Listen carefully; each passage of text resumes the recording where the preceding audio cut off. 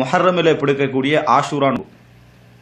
இந்த ஆஷூரா நோம்புடைய சிறப்பு எல்லோருக்கும் தெரியும். ஆஷூரா நோம்புடைய சிறப்பு தெரியும். இந்த ஆஷூரா நோம்புடைய ஒரு வரலாற்றை மட்டும் நாங்கள் சுருக்கமாக தெரிந்து கொண்டால் நல்லது. இந்த நோன்பை நீங்கள் பார்த்தீங்க என்று சொன்னால் ரசூல் ஸல்லல்லாஹு அலைஹி வஸல்லம் அவர்கள் பிடிச்ச இந்த நோம்பை நம்ம 3 கட்டங்களாக பார்க்கலாம். ரசூலுல்லாஹி ஸல்லல்லாஹு அலைஹி வஸல்லம் அவர்கள் இந்த ஆஷூரா நோம்பை பிடிச்சாங்களே இதை 3 கட்டங்களாக என்ன செய்யலாம், நாங்கள் பார்க்கலாம். இப்படி 3 கட்டங்களாக பார்க்கலாம் என்று சொன்னால், முதலாவது ஆஷூரா அப்படின்றது நம்மலாம் தெரிஞ்ச விஷயம். 10க்கு நம்ம என்ன சொல்லுவோம், அஷரா, அதுலேருந்து ஆஷூரா.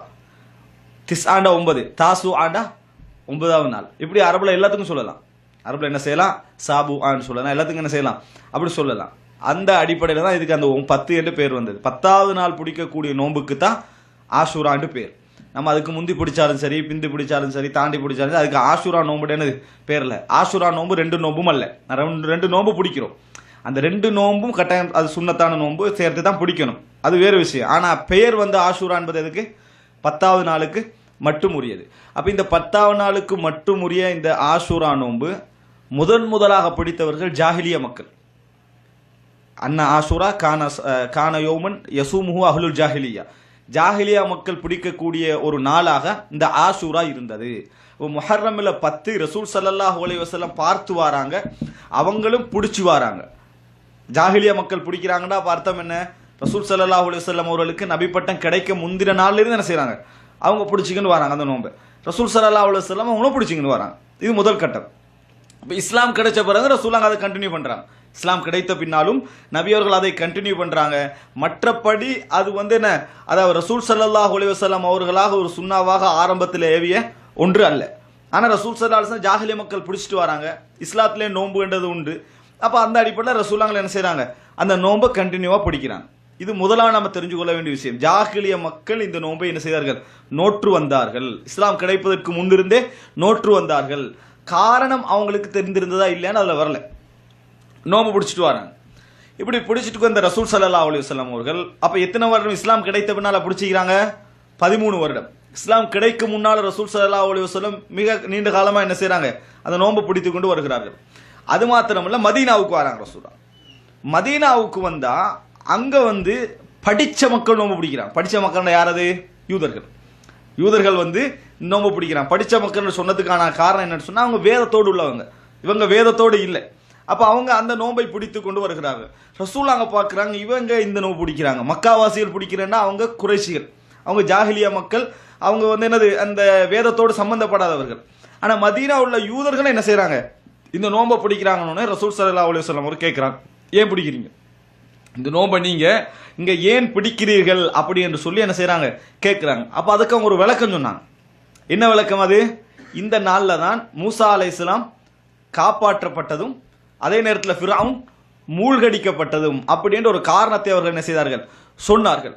அப்போ ரசூலுல்லாஹி ஸல்லல்லாஹு அலைஹி வஸல்லம் சொல்றாங்க, நஹ்னு அஹக்கு பி மூசா மின்கும், உங்களை விட மூசா அலைஹிஸ்ஸலாத்தில் உரிமை பேசுவதற்கு தகுதியானவர்கள் நாம், நீங்க பேசுவதை விட மிகவும் தகுதியானவர்கள் நாம் அப்படின்னு ரசூலுல்லாஹி ஸல்லல்லாஹு அலைஹி வஸல்லம் அவர்கள் சொல்லுகிறார்கள். எந்த அடிப்படையில் சொல்றாங்க, பரம்பரை அடிப்படையில். பரம்பரை அடிப்படையில் யார் மிகவும் தகுதி, யூதர்கள் தான்.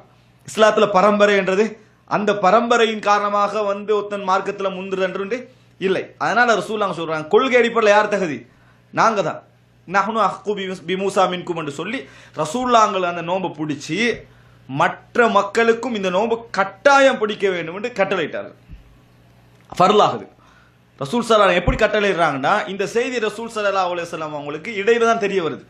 எப்படி உதாரணமாக ஒரு காலையில் வைங்களே நோன்பு பிடிச்சிட்டு இருக்கிறாங்க, சாதாரணமாக பிடிக்கிற மாதிரி பிடிச்சிக்கிட்டு நிற்கிறாங்க, 11 மணி போல என்னது தெரிய வருதுன்னு வைங்க காலையில். உடனே ரசூல் ஸல்லல்லாஹு அலைஹி வஸல்லம் 10வது நாள் இது, உடனே ரசூலுல்லாஹ் என்ன செய்கிறாங்கன்னா ஒவ்வொருத்தரா தெரிவு செஞ்சு அனுப்புகிறாங்க. நீங்கள் இங்கே போங்க, நீங்கள் இங்கே போங்க, நீங்கள் இங்கே போங்க, போய் யாரெல்லாம் சாப்பிடலையோ அப்படியே சாப்பிடாம கண்டினியூ பண்ணுங்க நோம்பை. அப்படி என்ன செய்யுங்க, நோம்பை கண்டினியூ பண்ணுங்க. யாரெல்லாம் சாப்பிட்டு விட்டீர்களோ அவர்கள் சாப்பாட்டை நிறுத்திடுங்க. இப்போ இருந்து என்ன செய்யுங்க, நீங்கள் நோம்பை தொடருங்கள். அதாவது இதுவரைக்கும் 11 மணி சாப்பிட்டோமா, நீங்கள் என்ன செய்வானா இதுக்கப்புறம் சாப்பிட வேண்டாம், அந்த இடத்துலையும் நோம்பை என்ன செய்யுங்க, விடியுங்க அப்படி என்று சொல்லி ரசூலுல்லாஹி ஸல்லல்லாஹு அலைஹி வஸல்லம் இந்த நோம்பை என்ன செய்தார்கள், கடமையாக்கினார்கள். ரசூல் ஸல்லல்லாஹு அலைஹி வஸல்லம் இந்த நோம்பை கடமையாக்கினார்கள். நோன்பை கடமையாக்கியது மட்டுமல்ல, எந்த அளவுக்கு அந்த நோன்புல அடுத்த வருஷம் இவங்க கவனம் எடுக்கிறாங்கன்னு சொன்னா, எந்த அளவுக்கு கவனம் எடுத்தாங்கன்னா, சின்ன பிள்ளைகள் இருக்கிறாங்களே அவர்களுக்கு கூட நாங்க வந்து நோம்பு பிடிக்க வச்சோம். நுசவ்விமு சிபியானனா, சிறுவர்களை நோம்பு பிடிக்க வச்சோம். அவங்க பசியில அழுதாங்கண்டா, பொம்மைகளை அது இதை கொடுத்து கொஞ்சம் ஆறுதல் படுத்தி மகரிப் வரைக்கும் அவங்களை கொண்டு போற அளவுக்கு என்ன செய்தோம், நாங்கள் வைத்தோம்னு சொல்றாங்க. அப்ப இது இரண்டாவது கட்டம், வாஜிபாகிறது இரண்டாவது கட்டம். இரண்டாவது கட்டம் எவ்வளவு காலத்துக்கு நீடிச்சிக்கலாம்? 2 வருஷத்துக்கு தான். எப்படி 2 வருஷத்துக்கு நீடிச்சிக்கலாம் பாருங்க. முதலாவது வருஷம், இரண்டாவது வருஷம், இரண்டாவது வருடம் தான் நோன்பு என்ன செய்கிறது, கடமையாக்கப்படுகிறது. அப்படித்தானே? இரண்டாவது வருடம் நோன்பு என்ன செய்கிறது, கடமையாக்கப்படுகிறது. அப்ப அந்த நோன்பு கடமையாக்கப்பட்ட உடனேயே ரசூல் ஸல்லல்லாஹு அலைஹி வஸல்லம் அவர்கள் சொன்னார்கள், நாங்க வந்து ஆஷூரா நோன்பு இருக்குதே, இதை பிடித்து வந்தோம், இதை பிடித்து வந்தோம். இப்ப யார் அந்த நோன்பை விரும்பினாரோ அவர் என்ன செய்யட்டும், பிடிக்கட்டும்.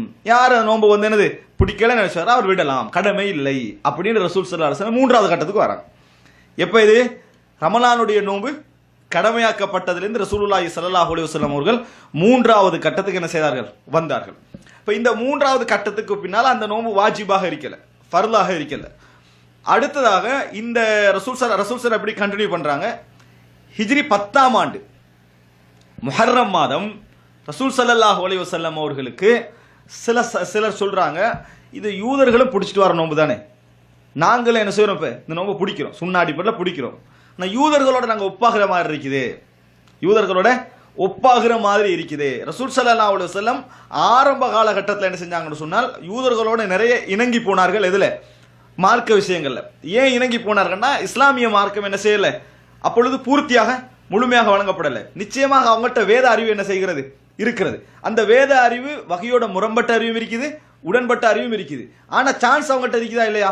ஆனால் ரசூல் ஸல்லல்லாஹு அலைஹி வஸல்லம் அல்லாஹ் தஆலா கட்டளை இடாத விஷயங்கள்ல, தடுக்காத விஷயங்கள் அவர்களோடு இணங்கி போயிருந்தார்கள். என்றைக்கு மார்க்கம் பூர்த்தியாகிட்டதோ அதுக்கப்புறம் எங்களுக்கு என்னது, அவர்கள்ட்ட இந்த எடுப்பதற்கோ இருக்கலாம்னு நினைப்பதற்கோ எதுவுமே அங்க இல்லை. அதனால ரசூல் ஸல்லல்லாஹு அலைஹி வஸல்லம் அவர்கிட்ட இந்த விஷயம் சொன்ன உடனே ரசூலுல்லாஹ் சொன்னாங்க, நான் அடுத்த வருடம் இருந்தால் ல அசூமன் நத்தாசிஅ 9ஐ பிடிப்பேன் அப்படின்னாங்க. 9ஐயும் என்று சொல்லல, இதனாலதான் அந்த கருத்து முரண்பாடு வந்துச்சு. அடுத்த வருஷம் இருந்தால் நான் 9ஐ பிடிப்பேன் அப்படின்னு ரசூல் ஸல்லல்லாஹு அலைஹி வஸல்லம் சொல்றாங்க. ஆனா ரசூலுல்லாஹ் என்ன செய்யல, இது வந்து அந்த ஹிஜ்ரி 11ஆம் ஆண்டு, 10ஆம் ஆண்டுல ஹிஜ்ரி 11ஆம் ஆண்டு சொல்றாங்க. ஏன்னா ரசூலுல்லாஹ் வர்ணிச்சது ஹிஜ்ரி 11 ரபியுல் அவ்வல்ல, ஹிஜ்ரி 11 ரபியுல் அவ்வல்ல. அப்ப ரசூல் ஸல்லல்லாஹு அலைஹி வஸல்லம் இதை வந்து முஹர்ரம்ல சொல்றாங்க, நான் அடுத்த வருடம் இருந்தால், அப்படின்னா ஹிஜ்ரி 12 இருந்தால் நான் 9ஐயும் 9ஐ பிடிப்பேன்றாங்க. ஆனா ரசூல் ஸல்லல்லாஹு அலைஹி வஸல்லம் அடுத்த வருடம் வருவதற்கு முன்னால மரணித்து விட்டார்கள். இதுல என்ன விளங்குன்னு சொன்னால், ரசூல் ஸல்லல்லாஹு அலைஹி வஸல்லம் இந்த 9ஐ பிடிப்பேன்னு சொன்னாங்களே, அந்த வார்த்தைக்காக வேண்டி தான் இப்ப நாங்க என்ன செய்யறோம், 9, 10 பிடிக்கிறோம். 9, 10 பிடிப்பதற்கான காரணம் 10 தான் ஆஷூரா, 9 ஆஷூரா அல்ல. ரசூல் ஸல்லல்லாஹு அலைஹி வஸல்லம் யூதர்களோடு முரண்படுவதற்காக வேண்டி என்ன செஞ்சாங்க, நான் 9ஐ பிடிப்பேன்னு சொன்னாங்க. அதனால 9ஐயும் பிடிச்சி 10ஐ என்ன செய்யறோம், பிடிக்கிறோம். இதுக்கு சிலர் எப்படி விளக்கம் எடுத்துட்டாங்கன்னு சொன்னா, 9ஐ பிடிப்பேன்னு ரசூலுல்லாஹ் சொன்னாங்க, எனவே 10 விடலாம், 10 பிடிக்க வேண்டிய அவசியம் இல்லை. 9 தானே 9ஐயும் பிடிப்பேன் ரசூலுல்லாஹ் சொல்லலையே, 9ஐயும் பிடிப்பேன் ரசூலுல்லாஹ் சொல்ல வேண்டிய அவசியம் இல்லை. ஏன்னா 10ஆம் நாளுடைய சிறப்பு மாறாது, 11க்கு 9க்கு மாறாது, 8க்கு மாறாது. 10ஆம் நாளுடைய சிறப்பு எப்பயும் என்னது, 10ஆம் நாளுடைய சிறப்பு தான். யூதர்கள் முரண்படுறதுனால என்ன செய்யாது, மூசா அலைஹிஸ்ஸலாம் 9ஆம் நாள்ல காப்பாற்றப்பட்டாருன்னு ஆகிறாது. அதனால அதை ஞாபகப்படுத்தி நோன்பு பிடிக்கிறன்றது என்றைக்குமே இருக்கும். ஆனா இந்த 9 எதற்காக வேண்டி, முரண்படுவதற்காக வேண்டி. ஒருவர் 9ஐ பிடிக்க கிடைக்கல என்று சொன்னால் அவர் வந்து ஆஷுரா நோம்புடைய கூலி அவருக்கு என்ன செய்யாது, இல்லாமல் போகாது. இந்த ஆஷுரா நோம்பு சம்பந்தமாக வரக்கூடிய அந்த பாவ மன்னிப்பு சம்பந்தமான ஹதீஸ் 10வது நாளுக்குரிய ஹதீஸ் தான், 10வது நாளுக்குரிய ஹதீஸ். 9ஆம் நாள் என்பது யூதர்களோடு முரண்படுவதற்கான ஒரு செய்தி என்பதை நம்ம புரிஞ்சுக்கணும். அப்ப இதை எடுத்து பார்த்தீங்கன்னு சொன்னால் மொத்தமா பார்த்த ஒரு 3 நிலை, ரசூலுல்லாஹ் அந்த கடைசி மாற்றத்தை எடுத்து பார்த்தா மொத்தம் 4 நிலை. ஒன்று ஜாஹிலியா காலத்துல ரசூல் ஸல்லல்லாஹு அலைஹி வஸல்லம் தொடர்ந்து அப்படி நோம்பு பிடிச்சிட்டு வந்தது. மக்காவுக்கு அந்த மதீனாவுக்கு வந்த உடனே கடமையாக இருந்து பிடிச்சது. இப்போ 3வது சுன்னத்தான நிலைமை மாறியது. 4வது ரசூல் ஸல்லல்லாஹு அலைஹி வஸல்லம் நாங்கள் அடுத்த வருஷம் தான் என்ன செய்வேன், அப்படி பிடிப்பேன் என்று சொன்னது. இதுதான் நம்ம அந்த ஆஷூரா நோம்பு சம்பந்தமான ஒரு சுருக்கமான ஒரு வரலாறு. இதை நம்ம தெரிஞ்சுக்கணும்னு சொன்னால் ஆஷூரா நோம்புடைய ஒரு பின்னணி நம்மளுக்கு என்ன செஞ்சிடும், தெரிந்துவிடும். அல்லாஹ் ரப்புல் ஆலமீன் நாம் விளங்கியவைகளை வைத்து அமல்படுத்தக்கூடிய மக்களாக எம் அனைவரையும் ஆக்கி அருள் புரிவானாக.